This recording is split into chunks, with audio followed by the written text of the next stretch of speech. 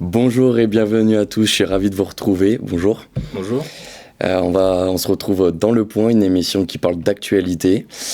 Et on retrouve Hugo Romani, journaliste politique et pigiste chez Slate, et Marianne. Bonjour. Manon Bianet, engagée à Évry-Courcouronnes. Bonjour. Bonjour, merci de m'avoir invité. Merci à vous. Et Edwin Fayeton, collaborateur parlementaire du député Olivier Servat, député Lyotte. Bonjour, merci de m'avoir invité. Merci à vous. Et Quentin Saunier, éditorialiste du média Apostrophe. Bonjour. Et on part tout de suite sur une question fondamentale pour cette émission. Que représente le bloc central selon vous aujourd'hui ? On sait que ça pose énormément de débats à l'Assemblée nationale, la dissolution, 10 ans de présidence, enfin 8 ans exactement de présidence d'Emmanuel Macron. Mais qu'en pensez-vous en fait ? Le bloc central, je mets au défi les téléspectateurs de nous dire finalement ce que ça représente en termes de grandes valeurs, de grands caps, de grandes idées. Ce que j'ai retenu peut-être de mes amis qui sont au Modem pour pas trop leur taper dessus, c'est l'humanisme et la proportionnelle. Mais au-delà de ça, dans le bloc central, je ne vois pas quelles sont les grandes idées fondatrices, quelle est l'histoire, quelles sont les convictions en fait, qui les ont amenés à mener la politique qu'ils mènent aujourd'hui. J'ai plutôt l'impression que c'est une politique qui est menée par rapport à l'actualité qu'on a aujourd'hui. On fait un peu au jour le jour, on fait un peu avec la conjoncture qu'on a eue, avec ce qu'on a, mais il n'y a pas de grande vision de la société française finalement, et donc c'est ce qui nous mène aujourd'hui à cette perte de repère de la classe politique. C'est une solution de secours en fait. C'est cela, absolument. Oui, on a ce en même temps, en fait, on ne sait même pas si c'est vraiment du en même temps, c'est plutôt on ne veut plus rien. On a de la gauche, de la droite, mais quels sont les fondamentaux finalement L'opportunisme. Oui. L'opportunisme de Jacques Dutronc, je pense. Toujours du bon côté. Toujours du bon côté. Oui, mais je ne sais plus si c'était Roselyne Bachelot ou Marie-France Garot qui disait que le centre, finalement, c'était le clivage qui cherchait des postes ministériels des Marocains quand il y avait un président qui était là. Donc finalement, les centristes, ça sert à ça. Oui, tu as raison. Ministère. Historiquement, voilà. Ça a toujours été le cas. Hein. Après, historiquement, en France, le centre a toujours été plus relié à la droite qu'à la gauche.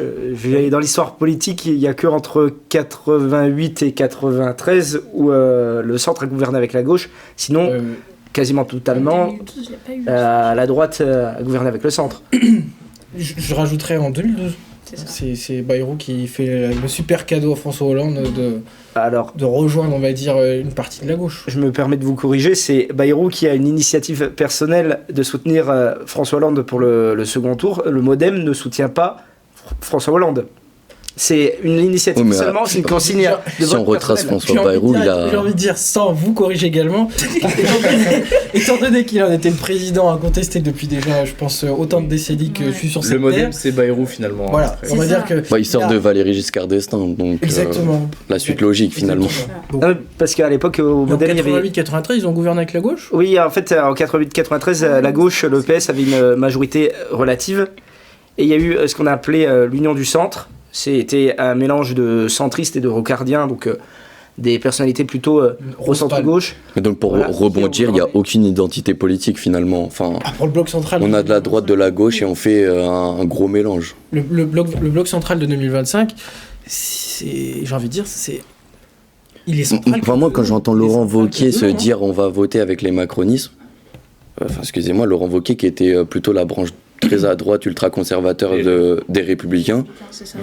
Parce que ça me fait rire. Laurent Wauquiez, il représente bien l'emblème du coq, c'est-à-dire qu'en fonction du vent, il faut jouer du balancier politique. Et il y a encore 3 semaines, il était contre intégrer le gouvernement. Et il appelait même à une éventuelle censure. Maintenant que Retailleau s'est engagé à en sortir et en est sorti, il fallait prendre le contre-pied pour essayer d'exister. Il ne digère pas du tout cette grosse défaite pour la présidence des LR. Exactement. C'est pour ça que ce bloc central-là, il n'est central que de nom, étant donné que déjà, il réduit de plus en plus, puisqu'à l'intérieur même, on a des micro-frondeurs qui se préparent. Chez EPR, quand Attal est sorti dans la presse pour pour dire qu'il comprenait plus les décisions du président de la République, certains se sont dit, tiens, si on crée pas notre petit groupe au Parlement. Donc voilà, il y a un peu cette tentation de se dire, parmi l'ensemble des profils, et j'ai envie de dire des personnalités actuelles, est-ce que ça serait pas moi, le bloc central ? Chacun se sent le bloc central dans le bloc central, donc il n'y a plus rien de central. Mais pour incarner quoi ?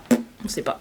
Il suffit de voir, dans le bloc central, actuellement, on a à horizon Christelle Morancé, qui est la présidente de la région Pays de la Loire, qui a couper 82 millions d'euros de subventions.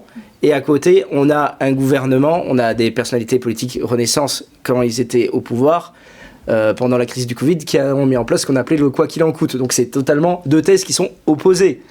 D'un côté, on subventionne pour permettre de subvenir à la crise, et de l'autre côté, on coupe le robinet d'argent public. Donc il n'y a pas une grande cohérence idéologique au niveau de l'économie, dans ce qu'on appelle aujourd'hui le bloc central. Si on compte, Horizon, encore dans le bloc central, ils ont quand même plutôt tendance à vouloir en sortir dernièrement. Donc. Mais justement, tu parles du fait qu'il manque une certaine cohérence. Est-ce qu'aujourd'hui, le en même temps, il est encore audible pour les électeurs et pour les Français ? C'est plutôt ni l'un ni l'autre, hein. Enfin, Ouais, je tiens à dire. c'est plutôt ça que... Mais en même temps, c'est transformé en ni l'un ni l'autre, finalement. Exactement. Mais parce que le en même temps, c'est une recette qui a déjà fait son temps, si je puis dire, parce que ça a fonctionné quoi, 4-5 mois, après, enfin 1 an, après il y a eu les gilets jaunes, et depuis on essaye de nous faire croire que les gilets jaunes c'était une fausse note, que finalement ça n'avait rien à voir avec la politique du gouvernement, que c'était un malentendu, et en fait on se rend compte que dans la gestion même des crises qui ont succédé, la Covid, et puis maintenant il faut payer les 1000 milliards, que c'est la même politique depuis 2017, donc ce même en même temps dont personne ne veut réellement depuis déjà 2018. Puis on le voit, hein, depuis 2017, c'est les mêmes ministres. Je pense à Agnès. Agnès Exactement. Elle a fait tous les ministères, on ne sait plus où la mettre. Hein. C'est le Cornu aussi. Première ministre C'est bientôt. le Cornu aussi. C'est le Cornu, il a littéralement gravi fait partie les de tous les échelons. gouvernements, si je ne me trompe pas, il a fait tous les gouvernements de 2017 à aujourd'hui. Le moine Alors- soldat, comme il dit. Alors lui, j'aurais un seul bon mot pour lui, c'est que je compatis. Moi aussi. Je Ouais. compatis énormément. Pas pour la période, bénéficie d'une pas pour la bienveillance. période, mais pour le président qu'il a nommé. Puisque ce même président est censé lui laisser les coups des franges pour réformer le pays, pour essayer de trouver un budget de stabilité. Sébastien Lecornu annonce la semaine dernière, dans son discours de politique générale, qu'il va suspendre la réforme des retraites. Emmanuel Macron, qu'est-ce qu'il fait quelques jours il prend le contre-pied. Non, c'est pas une suspension, c'est Et pour un décalage. rebondir, la dernière actualité en Slovénie nous fait du Macron pur et dur. Craché. Exactement. Pardon, c'est un Pas de. C'est un bras d'honneur qui est fait aux Français d'une certaine manière, parce qu'avec toutes les mobilisations qu'on a eues, qui montraient finalement une opposition pour la réforme des retraites, il faut savoir quand même que cette réforme, depuis 1995, avec le grand plan Juppé, on essaie de la mettre en place, les Français sont contre. Je veux bien entendre les discours de responsabilité budgétaire, il faut faire, faut remettre à plat les comptes publics, etc.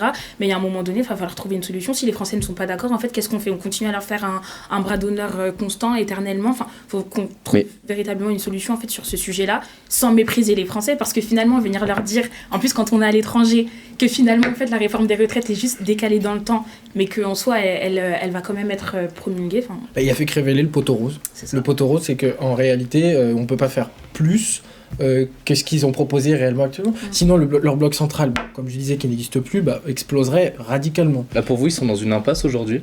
Très clairement. Bien sûr. C'est un budget, c'est un gouvernement budget qui va durer 3 mois, histoire d'être adopté, puis après, et Est-ce puis que on vous verra. Vous pensez qu'il Ils va vont durer jusqu'à adopter le budget?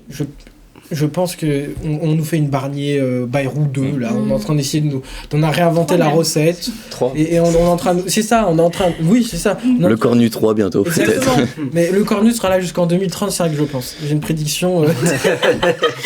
Il reviendra. Non mais finalement, pour faire l'avocat du diable, les Français ont voté pour Emmanuel Macron 2 fois face à Marine Le Pen.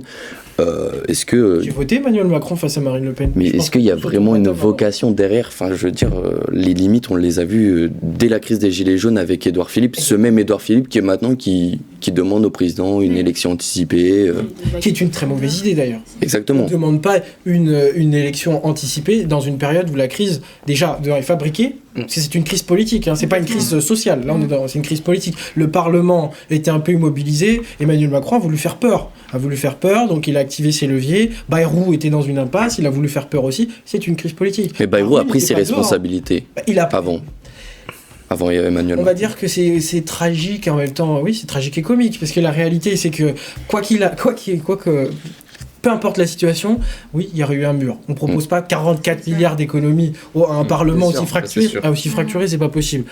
Le premier point. Le deuxième point, c'est surtout que la politique qui était proposée, elle déplaisait même au bloc central.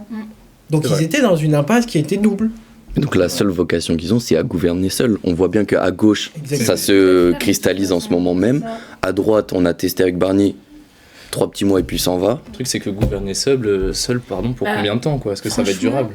Parce que ça peut être durable. C'est pas que je suis partagée entre deux idées, c'est que d'une part, je suis très légaliste. On a voté pour Emmanuel Macron en 2022, le mandat doit courir jusqu'en 2027, Exactement. sans décision du président de la République. Maintenant, je suis aussi très favorable à une dissolution de l'Assemblée nationale, dans laquelle une majorité sortira, du moins je l'appelle de mes voeux, et de cette majorité qui sortira, il faudra nommer un Premier ministre qui est issu de ce groupe-là, et si on doit aboutir à une cohabitation... Mais alors si on regarde les sondages actuellement, Rassemblement National n'a jamais été aussi haut. Je me permets de mettre un petit bémol à ce que vous dites par rapport à l'élection d'Emmanuel Macron en 2022. Donc oui, bien sûr, Emmanuel Macron a été élu en 2022 démocratiquement, on ne va pas discuter ça, mais il faut se rappeler de dans quelles conditions il a été élu. Il a été élu dans une condition où il n'y avait pas de campagne. Il n'y a pas eu de campagne électorale. Emmanuel Macron n'a fait qu'un meeting dans la campagne. Il n'a pas fait vraiment de grandes propositions, alors qu'il est sorti d'un mandat où finalement il n'a pas pu mettre en œuvre la politique qu'il souhaitait parce qu'il y a eu la crise des Gilets jaunes, parce qu'il y a eu la crise sanitaire, et à la fin, il y a eu la guerre en Ukraine. Il y a eu 3 impondérables. Il n'a pas fait campagne au niveau des présidentielles, et surtout, et c'est de là que vient la dissolution, il n'a pas fait campagne aux législatives, et qui a dit pas de campagne donne au final une majorité relative, et ce qui a fait que le gouvernement de Gabriel Attal aurait fini par tomber, quoi qu'il arrive. Il serait tombé à l'automne 2024. Tous les observateurs étaient clairs là-dessus.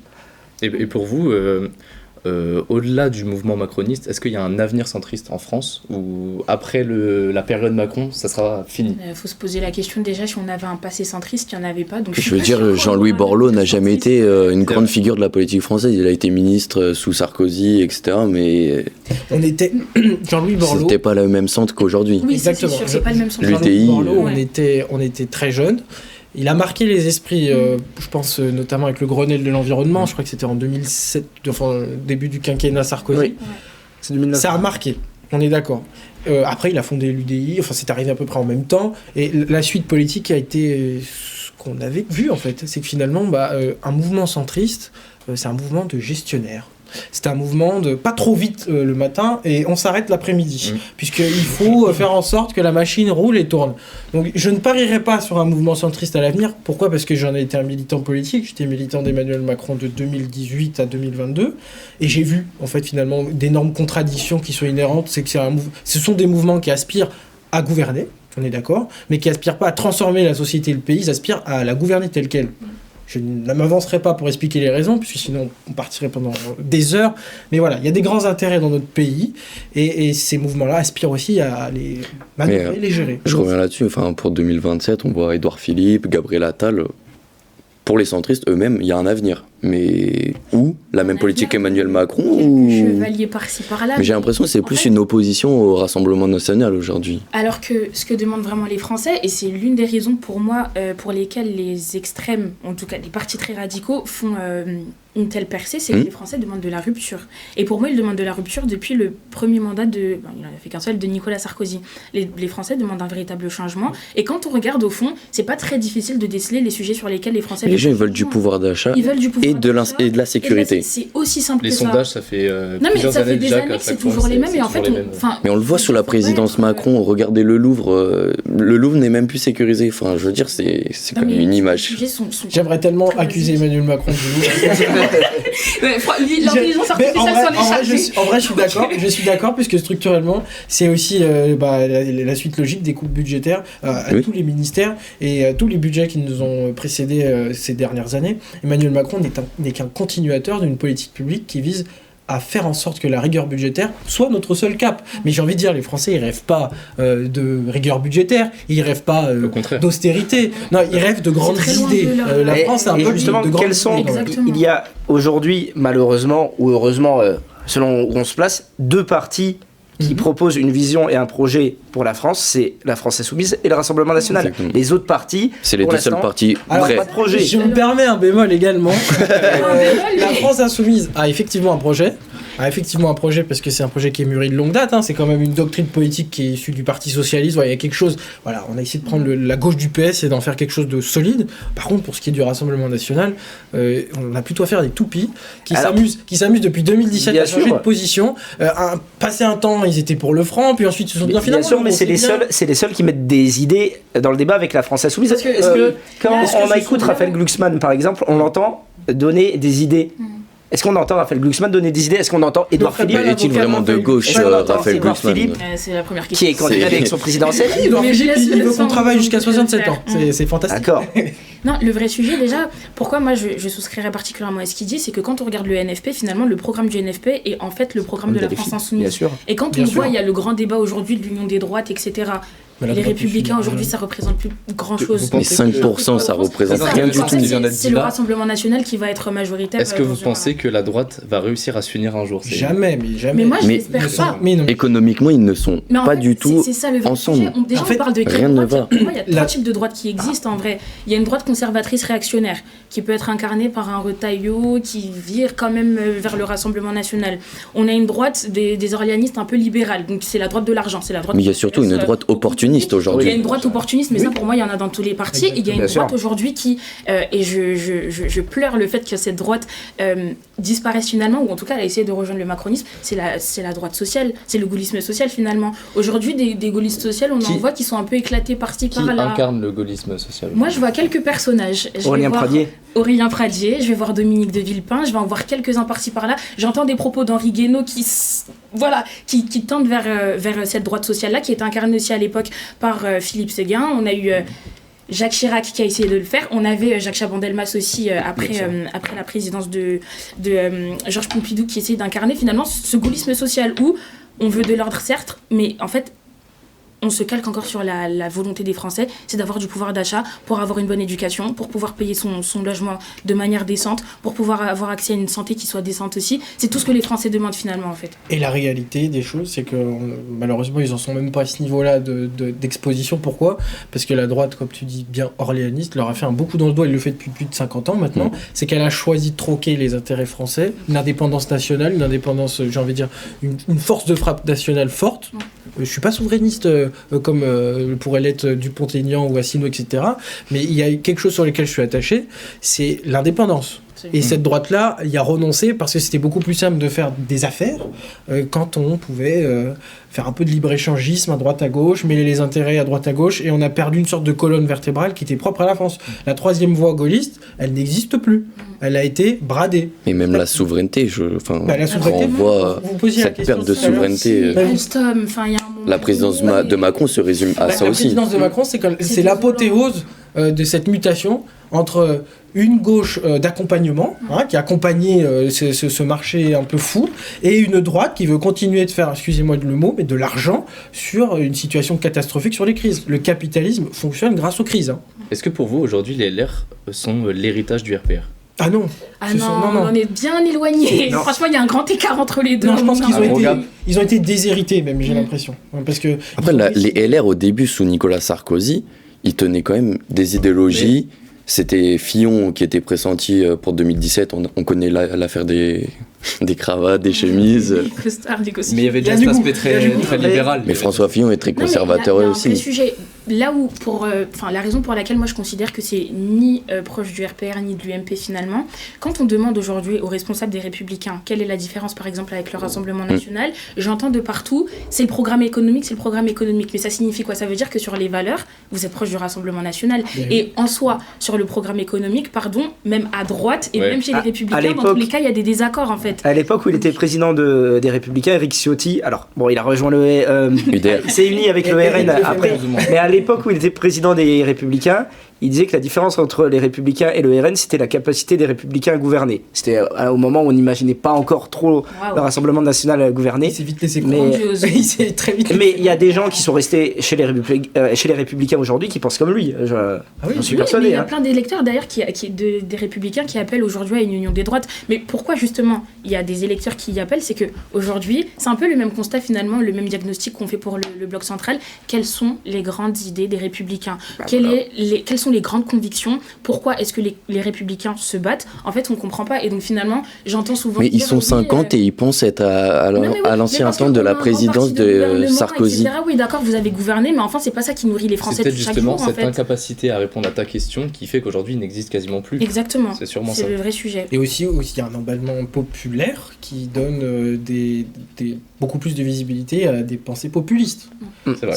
La réalité, c'est que ces partis-là sont restés accrochés à une grande idée, et je vais mettre le PS dans le même sac pour le coup, puisque c'est la même idée, ce sont des partis de gouvernement. Enfin, on est là pour gouverner, il y a des gens responsables, mais la réalité, c'est que... Ça, c'est le grand mal de la politique actuelle. Mais pour revenir chez les LR, on ne sait pas quelle ligne il y a, puisque David Lisnard, c'est pas du tout la même... c'est pas du tout la même ligne. Moi, il dit qu'il va quitter les Républicains. Oui. J'aimerais bien un moment qu'il... Comme le Cornu, jusqu'à 2000 et quelques qui sera chez les LR. C'est ça. Mais il y a un moment... Justement, vous parlez des LR et du PS aussi que tu viens d'évoquer. Est-ce que pour vous, ils ont la capacité de faire partie du socle commun avec justement... C'est un peu... C'est parce qu'ils en ont pas la capacité qu'il faut qu'ils le rejoignent. C'est parce qu'ils en ont plus la Et pour rebondir, Quel et intérêt pour ils ont à le rajouter, faire? c'est que le Parti Socialiste, ils ont essayé de négocier avec le Cornu, Emmanuel Macron directement. Enfin, je veux dire... on sent une trahison de leurs électeurs. C'est vrai, qui est sur deux c'est points. une trahison. Et, pour moi, LR aujourd'hui, ils sont un peu partagés. Il y a une espèce d'ambivalence. Pourquoi? Parce qu'en même temps, ils se disent, en n'appartenant pas au gouvernement Le Cornu et au prochain gouvernement qui pourrait advenir par la suite, on garde une certaine liberté.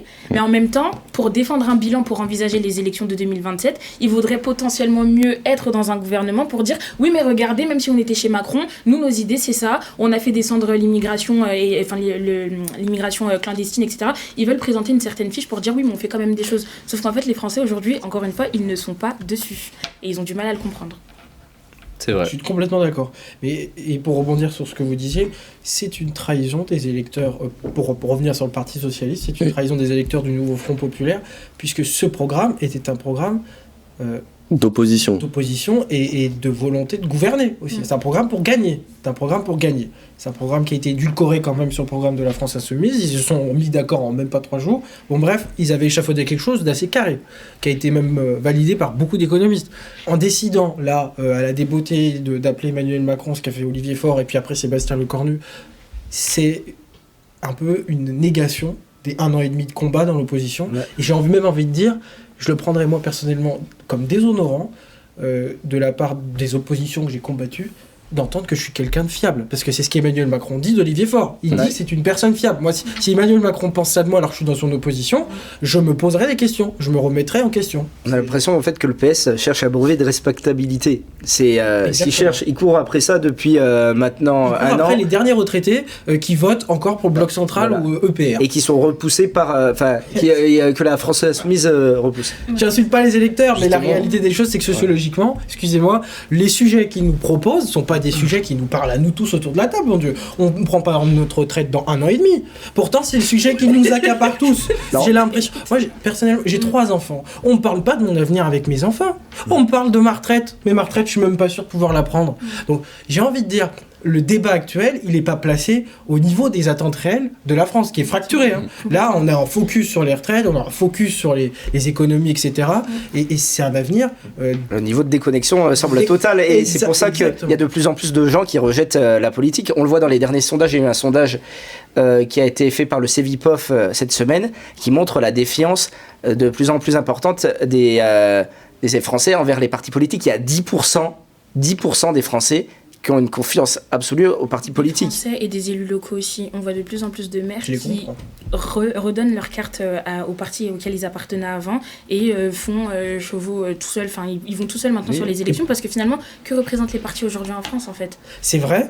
Et puis j'ai envie de dire que la société elle n'aspire plus du tout à avoir un modèle représentatif. Hein. Elle a envie d'avoir un modèle très participatif puisque chaque personne voudrait que ses intérêts soient représentés tels qu'il les a formulés. Donc les gens ont ce désir, cette envie. Vous avez vu, hein, maintenant sur les applications, on a la possibilité de faire des retours utilisateurs. Les Français veulent la même chose avec les partis politiques. Sauf qu'on se rend bien compte que dans une société de 67 millions de personnes, il faut faire des compromis, il faut faire des synthèses. Et ça, les gens sont aussi plus trop prêts à le faire. On a parlé très rapidement de l'Union des droites et du NFP. En vrai, question très simple, vous en pensez quoi de ces potentiels Alliance, nouvelle alliance, 2027, comment ça va? Est-ce que ça participe pas aussi au fait que les gens n'ont plus confiance parce que ça dure jamais très longtemps finalement, c'est jamais très durable? Mais comme je l'ai dit, le PS a trahi cette alliance déjà. Oui. Coup de canif, effectivement. Ce NFP et cette union des droites, finalement, ça répond un petit peu à ce dicton qui dit chasser le naturel, il revient au galop. Moi, je suis partisane de cette conception où on dit qu'il y a une gauche et une droite en France. On a voulu essayer de faire une espèce de triple bloc, où on dit on a un bloc central, un bloc de gauche, un bloc de droite, et à un moment donné, il faut revenir aux bases. Il y a une gauche et une droite en France. Le problème maintenant, c'est que dans cette union, en fait, on va se rabattre sur les extrémités très radicales de ces deux clivages-là.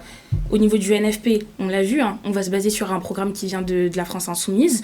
Il y a pas mal de points sur lesquels, en réalité, par exemple, le Parti Socialiste est en désaccord avec la France Insoumise, les écologistes aussi, sauf qu'ils ne font pas de travail de fond. Il n'y a pas de travail d'idées, il n'y a pas de laboratoire d'idées, alors que c'est ce qui est censé finalement structurer un parti politique. Et pardon, les idées, après, c'est pour qu'on les applique dans un programme. Donc, quand les électeurs votent pour vous, ils se basent dessus. Aujourd'hui, quelle est la proposition finalement qui est faite? On ne sait pas. À droite, ça va être exactement la même chose. On a une espèce de volonté de faire un rassemblement autour du Rassemblement national.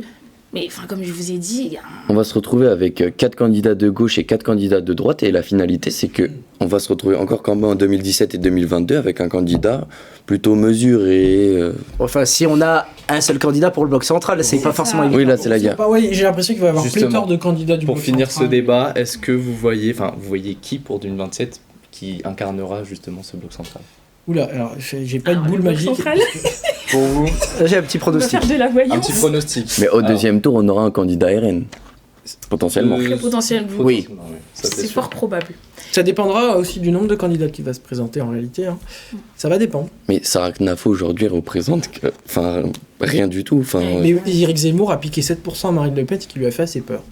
Parce que c'était des 7% qu'elle ne pouvait pas vraiment avoir. C'est la bourgeoisie d'extrême droite. Voilà, c'est ceux qui sont dégoûtés en fait, qui avait réussi à je vais siphonner dire les choses comme elles le sont. Malheureusement, c'est un petit peu pas bien de le dire, mais c'est les gens qui ont voté pour Reconquête, c'est les gens qui considèrent le RN et les secteurs du RN comme des beaufs. Des pleux. Ouais, exactement. Des beaufs. Complètement, c'est la conception qu'ils ont. Le programme économique en fait. Et voilà. que du côté de Reconquête, on fait une proposition économique qui est très libérale, etc. Il n'y a pas de proposition. Il faut, Enfin, faut sabrer dans toutes les dépenses. Il faudrait limite faire un ministère de l'éducation indépendant, non subventionné, supprimer la retraite. Je m'étais amusé à lire leur programme. Amusé, vous allez trouver ça bizarre, parce que j'en ai pleuré à la fin. Enfin, techniquement, ce qu'ils proposaient, c'était ni plus ni moins que ce que Javier Milei propose là-bas, en Argentine. C'était prenons une tronçonneuse, et puis voyons ce qui se passe ensuite. S'il y a une hémorragie, le sang va couler, et puis on verra ce qui se passe après. Mais pour vos pronostics? Édouard Philippe il semble en pole position quand même pour le bloc central pour récupérer. Il a eu peur d'un sondage à la mairie du Havre. C'est ça. C'est ce que Il y a un sondage pour la mairie du Havre et directement après il est sorti publiquement démission du président, présidentielle anticipée. Les élections municipales du Havre, c'est fini. Oui. S'il les gagne, il est en pole position. De toute façon, pole position. Qui miserait sur Gabriel Attal? Qui miserait sur Gérald Darmanin? J'allais dire justement, pour moi, c'est Gérald Darmanin aujourd'hui qui représenterait le bon compromis. Parce que pourquoi moi je pourrais être potentiellement d'accord avec lui, c'est que quand on regarde les élections précédentes... C'est bien, j'aime bien les désaccords parce que franchement, il est profond. Non, mais généralement, quand on regarde les élections précédentes, ceux qui ont toujours été mis en tête dans les sondages ne sont jamais véritablement arrivés au second tour. On a mis Balladur en 95 et pas arrivé au second tour. Oui. On a mis Valérie Pécresse en 2021, décembre 2021, elle est donnée gagnante contre Macron. Au second tour, dans un sondage. Ils n'arrivent jamais à gagner. Bon, en tout cas, merci beaucoup pour vos pronostics. Mais on va passer à une autre séquence. Il faut ne pas être d'accord. Une autre séquence très intéressante, c'est le pour ou contre de Quentin Saunier.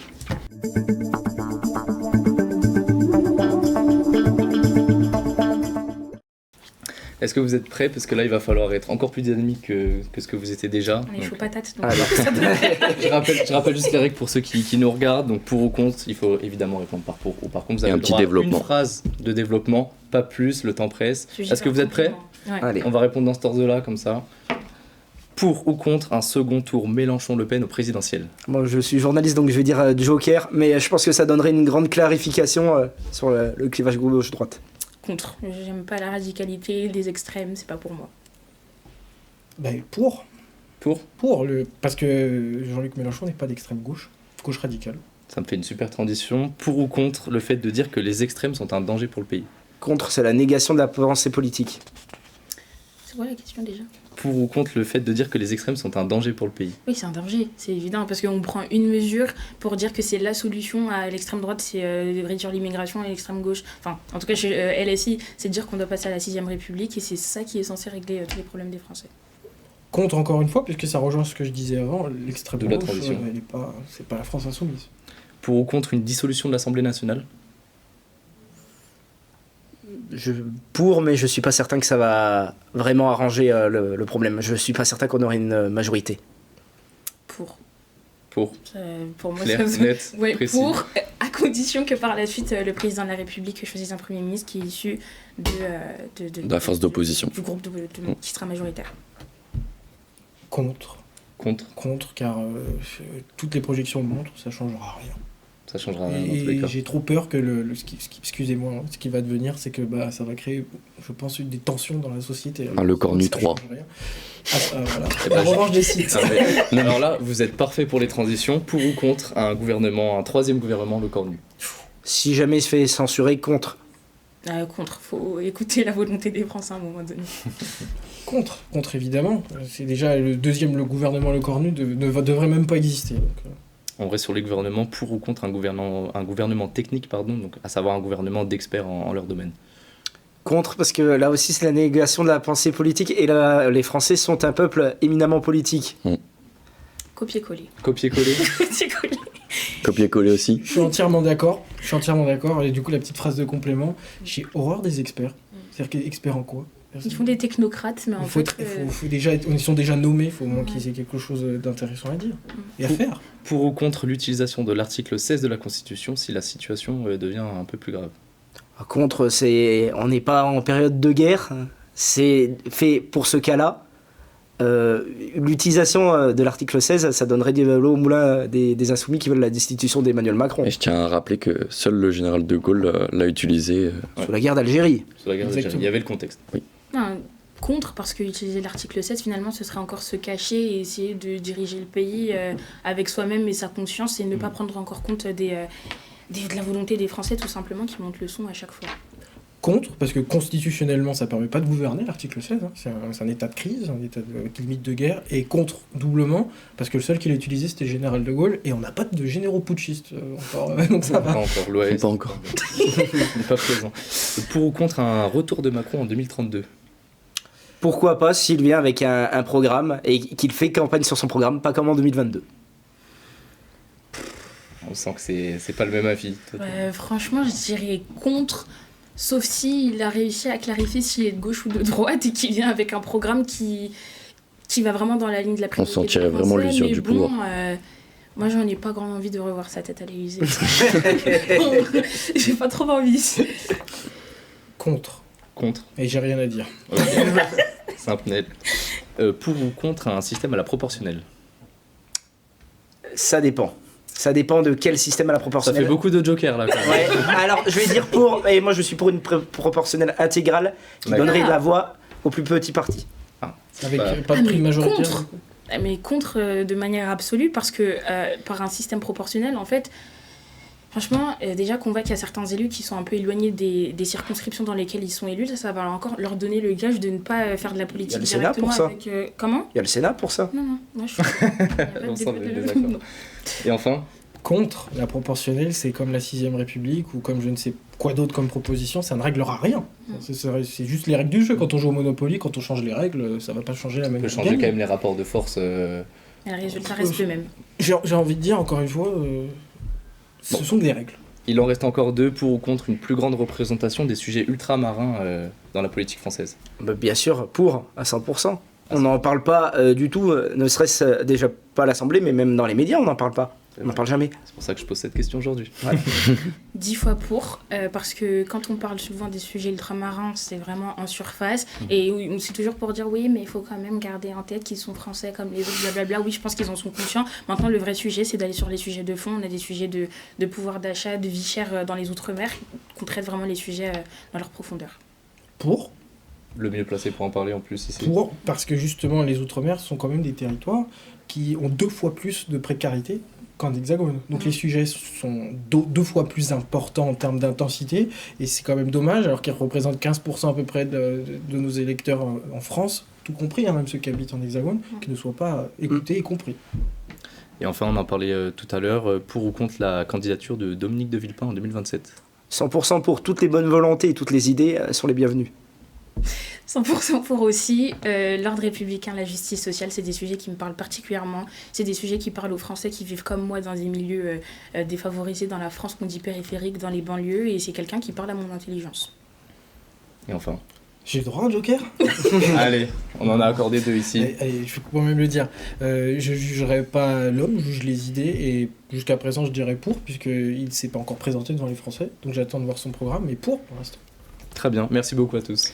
Merci, on l'aura compris, c'est très compliqué en France après La situation après 8 années de présidence de Macron, c'est plutôt compliqué. Merci à tous d'être venus sur notre plateau, merci à notre éditorialiste, merci à vous, Merci beaucoup. merci Manon, merci Edwin, merci Hugo. Retrouvez-nous sur nos réseaux sociaux, sur toutes nos plateformes, également à tous nos intervenants, à tous nos chroniqueurs qui sont venus aujourd'hui. Et ça a été un véritable plaisir et on se retrouve pour un nouveau point.